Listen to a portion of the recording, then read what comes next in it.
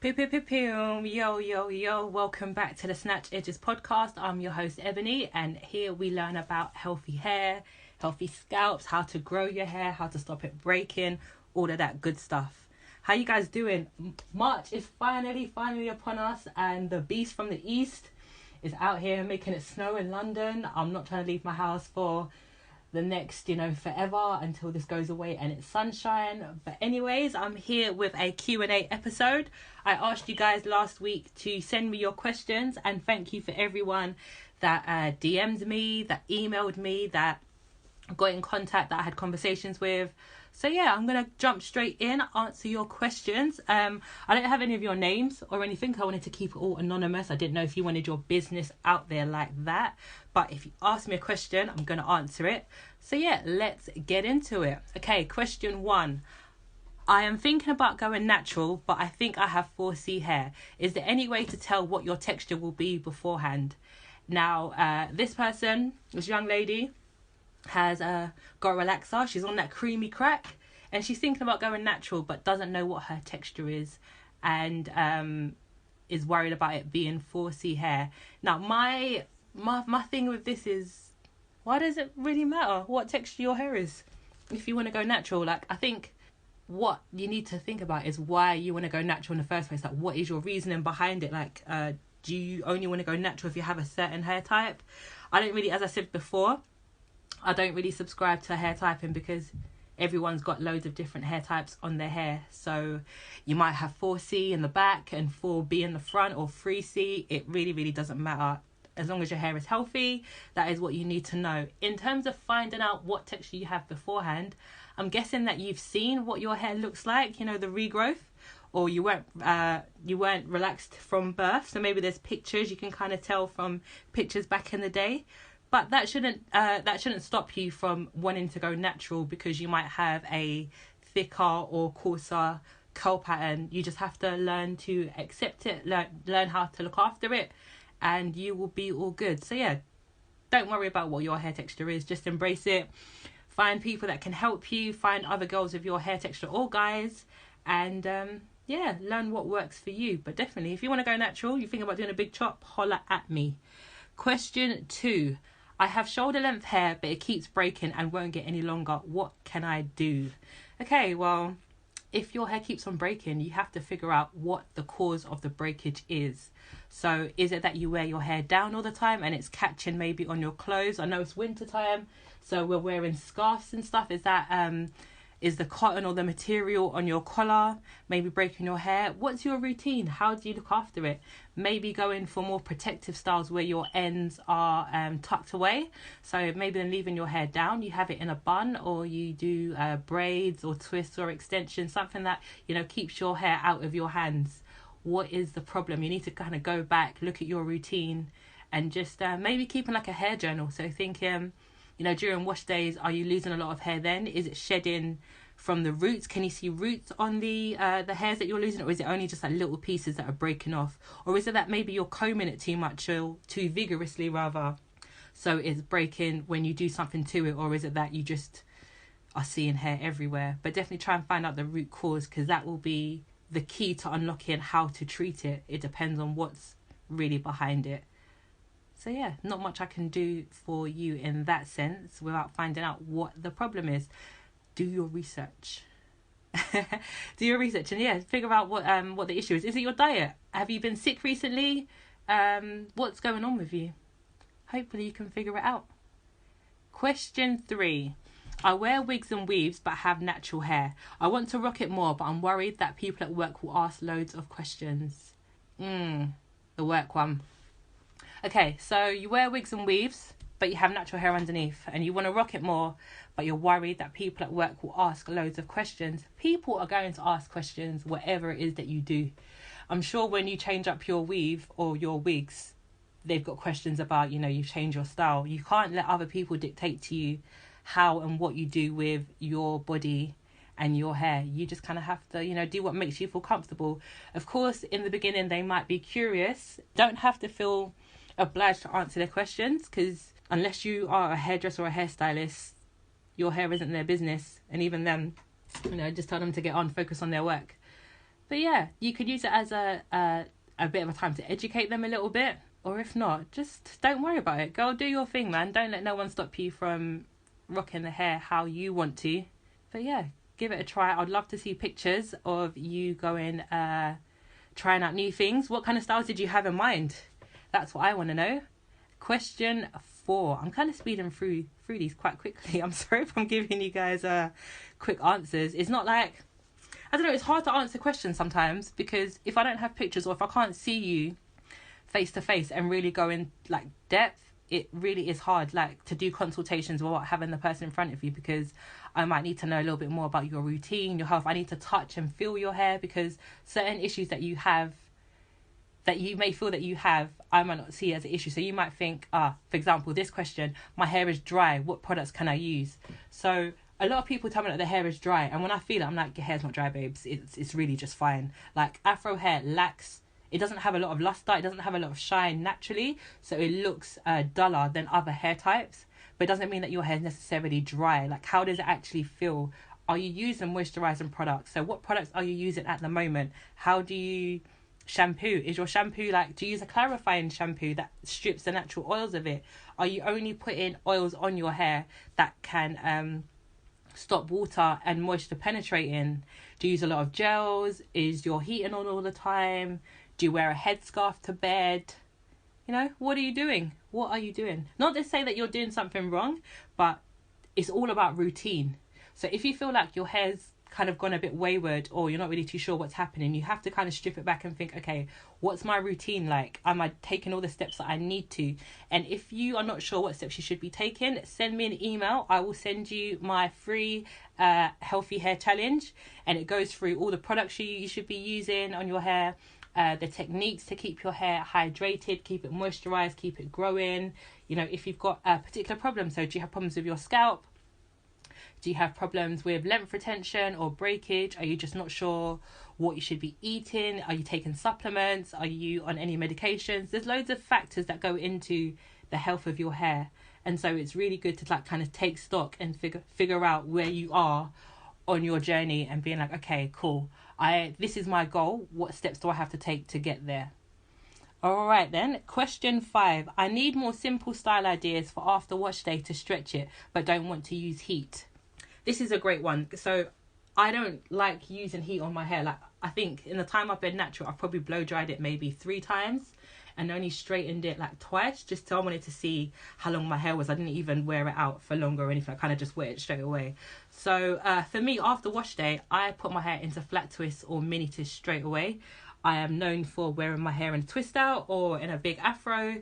And so, yeah, that's just the way I dry my hair. So once it's detangled, I will section my hair into 4, and then each section goes into maybe 2 or 3 more smaller sections, depending on if I'm doing flat twists or mini twists. If you don't know how to flat twist, mini twist, braid, there's loads of tutorials on YouTube. You can do the banding method, where it's like you can use elastic bands, or I don't really like using elastic bands, so I use little hair bands, ones that don't have a metal end, that are kind of like material the whole way around. And you can use that and place your hair in bands so it stretches it naturally.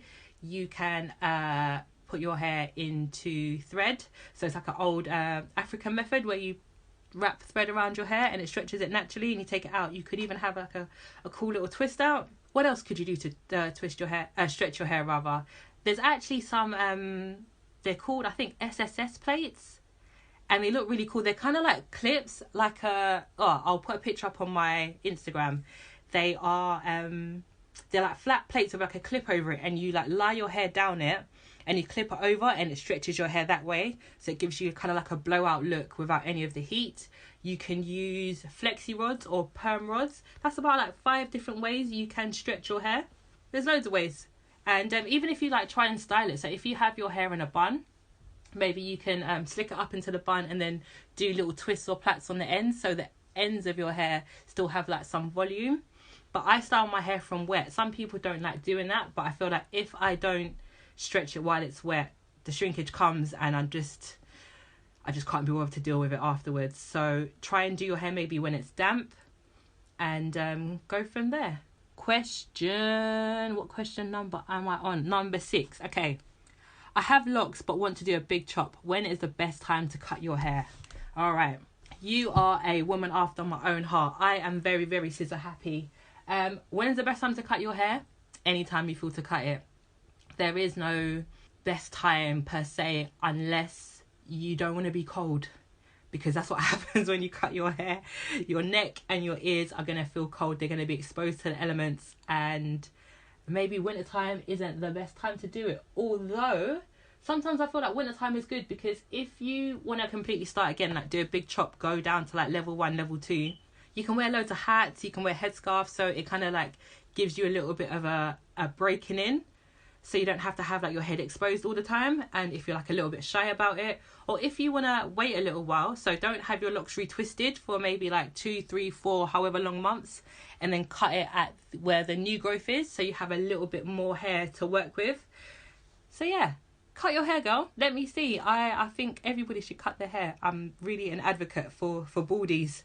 I spent a lot of time as a baldy. I've only just started growing mine out, and I feel like I might join you guys again soon.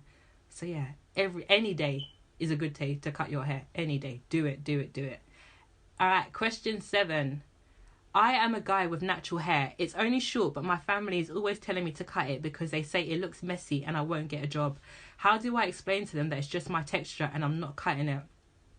Shout out to all the guys with natural hair who are just rocking their hairs with no cares in the world, but their family are being ops. I feel your pain. I feel like coming from an African family, they like you to have that clean cut. They want you to have it low. They want your beard to be shaved. You can't have any facial hair. Your hair can't be longer than you can pick it with your fingers. And I don't know where that came from. I don't know what the reasoning is behind it. They say that it doesn't look professional, but I see, like, you know, every Tom, Dick and Harry is allowed to have his little curly comb over, whatever they do. They're not their short back and sides. They're allowed to have their beards, their moustaches, can do whatever. But as soon as a black boy does it, it's like a whole different connotation. And even styles like dreadlocks, a lot of boys now are like growing out their hair. You know, I feel like cane rose had its time, and maybe people are not really fond of guys with cane rows or plaits anymore. But definitely there's like a renaissance of boys with dreads, and I am here for it.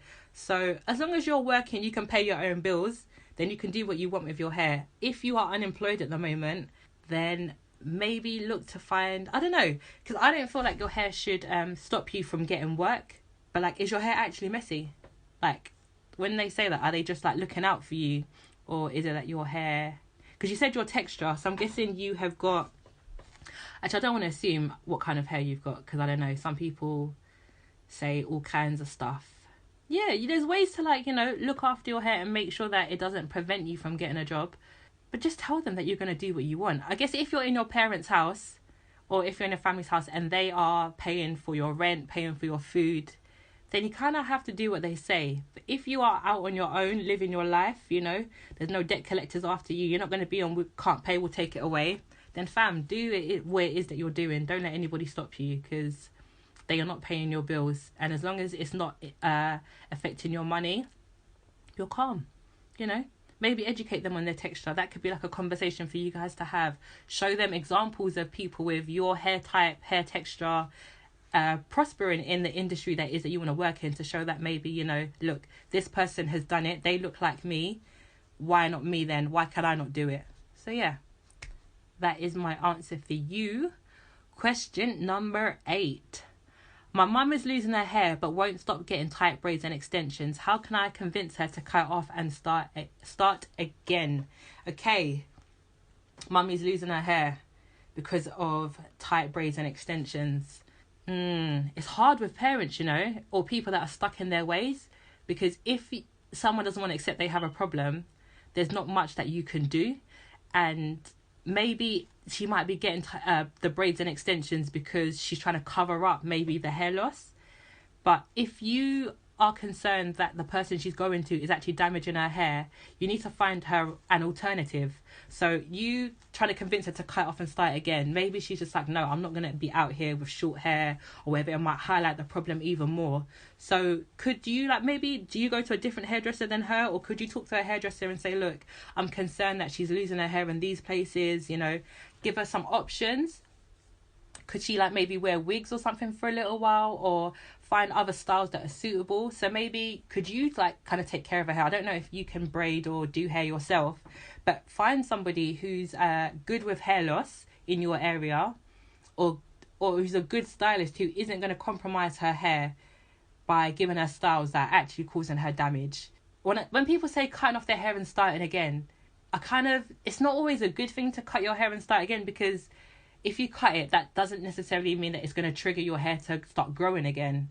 It's more about what you're doing, stopping the reason that it's breaking. So if the cause is tight braids and extensions, that's what she needs to cut out, not necessarily her hair. She could keep her hair how it is, but just find styles to camouflage the hair loss and make sure that she's not getting tight braids, especially if it's like around her hairline or the crown. So yeah, just work with her, be easy with her. I'm sure it's like a sore spot. Note, like, having issues of hair loss can really affect your self-esteem, and so you might think she's being stubborn, but she's maybe quite embarrassed about it, and you highlighting it to her and being on her case is making her feel even more self-conscious. So, just be gentle with her. Try and maybe show her like, oh, mommy, this is how I do my hair, this is what I'm using that makes to keep my hair growing, to keep it long. Maybe that could be like a little mother-daughter time that you guys have, that you bond over hair, and you show her slowly and gently how to have a better routine, rather than being like, oh, mummy, you need to cut your hair because it's falling out. Sometimes the hard way isn't always the best way, Sweet her a little bit. Show her that you care about her, because I'm sure that you do. Question number 9. I want to colour my hair, but I'm worried about damage and it changing my curl pattern. Are there any alternatives to bleach that are less harsh?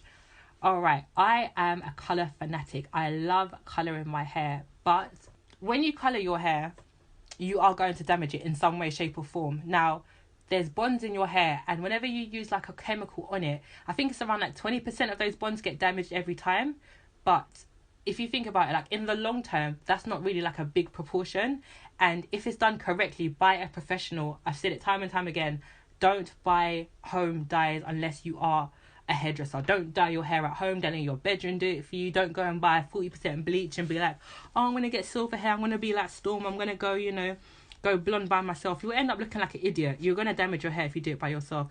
Go to a professional who does this, who has the tools, who can assess your hair's integrity first, because you may want to colour your hair, but your hair may not be in a position right now to be coloured.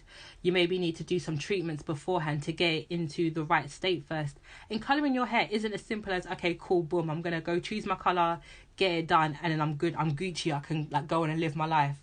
No, there's like steps you have to take afterwards. You have to use correct shampoos, you have to use the correct conditioners, the correct products that maintain your hair, because it doesn't have to change your curl pattern, it doesn't have to do a lot of damage to your hair, but you have to treat it differently. So you don't have to bleach your hair as well when you colour, unless it depends what colour you want to go to. So if you have got dark hair, you can probably go 2 shades lighter or darker without using any kind of really strong chemicals. You can use like a semi-permanent colour. But if you want to go more than 2 shades away from your colour, that's when you have to start getting into bleach or using stronger peroxides to kind of lift that colour out of your hair first before you can see another colour on top of it.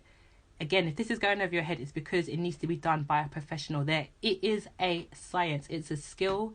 People train to do this. And colours can, apart from damage to your hair, a lot of people have allergic reactions to colours. So make sure, if you are going to go against my advice and colour at home, or even if you go to a professional, make sure they do a colour test on you. Do a patch test where they apply a little bit of colour onto your skin somewhere, usually like your elbow or behind your ear, and leave it for like 12 to 48 hours depending on the brand. See if you have a reaction. If you do, I beg you, stay away from colour, because it can be so dangerous, as in fatal, if you have a reaction and you go ahead and colour. Also, have you ever had henna on your hair before? Have you ever had any reactions to colour or products like that before? Is your hair relaxed? Do you have any issues with your scalp? These are all things to consider before you get a colour. Maybe start with like a washout, a non-permanent colour, so like a vegetable dye, where it like just deposits colour on your hair rather than actually lifting anything out first. So those ones that only last like maybe 6 to 8 washes or something like that, and then it fades out. Start there, see what you like first. If you are committed to it, by all means, book an appointment with a specialist and go ahead, do your thing. summer is a great time to, like, you know, change up your look and add a little bit of colour to your hair. Just make sure you're doing it properly. Okay, question number 10. This is the final question. I actually had so much jokes reading this one. So it says, my hairdresser always wants to cut my hair. It is really long and I think she's jealous of me. I know I have split ends, but I think she's being extra. Should I just let her cut it or stand my ground? Fam, if you can't trust your hairdresser, I beg you, leave her, innit? Like, it's long to be paying somebody that you think is just out to get you. So you say you have really long hair and you've got split ends. Your split ends are not going to heal themselves. Split ends have to be cut out. Like, there's no two ways about it. Any product that tells you, oh, you know, we repair split end damage, it's a lie. It's a lie. You have to cut your split ends. Otherwise, they will just continue to split further and further up your hair shaft until they reach your scalp. Now, I know this is an exaggeration, but trust me, split ends, they have to go. You have to cut them out. The same way with, like, knots in your hair as well, like fairy knots. They have to be cut out. You can't get rid of them any other way apart from scissors. So I feel like your hairdresser's just trying to help you. But if you feel like she's jealous of you, you don't have to stay with her, you know. You are not married. You can leave her. It's not a lengthy process. It's not like a guy with their barber. Just bounce. Find somebody else. But then I would have another hairdresser. You know, consultations are free. Have someone else look at your hair and be like, yeah, I feel like you need a cut. Because some people have length, but they don't have health. So their hair will reach their waist. A couple of their strands will, but the rest of their hair is sitting pretty at their shoulders. And they're like, no, my hair is waist length. But it's like, babes, it's see-through, you know. I can see your shoulders. I can see your back through your hair. You need to behave. You need to cut it. So maybe she is jealous of you. If she is, get rid of her. Go to somebody else. Find someone else in your area. There's loads of hairdressers around that are out to help you. Hairdressers are not scissor happy. We know what healthy hair looks like, so we try to help you. People are scared of scissors and they will fight you and tell you, oh, you know, just trim off like, you know, a millimetre today when they really need an inch gone. And they think that we're pressuring them. We're just trying to make sure that your damage doesn't get any further. We want you to have a full head of hair. That's what we're trying to do. So, babes, I don't know if she's jealous of you, but, you know, give it a cut. If she's trying to tell you to take off, you know, a good portion, maybe like more than 5 inches, there should be a reason for it. And if you or somebody else can't see it, then I agree with you. Let that go. But if you can put your hand under your hair and your hair's not thin and you can't see it through, like, you know, like sometimes when you can see like a good cut, it's like, you know, the hair's all even. It doesn't look gappy. There's not like a lot of layers internally that aren't intentional. Then you're all right. But if your hair looks a bit, and you said you have split ends, you know, your hair's going to grow. If you've got really long hair already, you know what, you're doing something right. So let her do her thing maybe. Find like a little middle ground and see. But I think maybe you just want to find a new hairdresser and you need my permission. You've got it. You've got my blessing. Move on. So that was my Q&A section. Thank you again for everybody that sent in questions. Again, as I said, it is hard to answer some of your questions without seeing your hair. That's why I feel like, you know, find a good hairdresser in your area. Book an appointment with me if you like. We can meet up. We can discuss all things hair. We can talk through your regime, all of that good stuff. But yeah, trust the people who are in your hair. Don't let anybody tell you that, you know, your hair's ugly, your hair's nasty, it's messy, it's nappy, unless they're paying your bills. And even then, take their money and don't take their advice. I'm going to leave it there. Follow me on Instagram, instagram.com/Ebony Ajedzwa Hair, EBUNIAJIDUAH, HAIR at the end. My website is ebonyajedzwa.com, EBUNIAJIDUAH.com. Send me an email, send me a DM. I'm here to help you guys, and I'll see you on the flip side. All right, peace.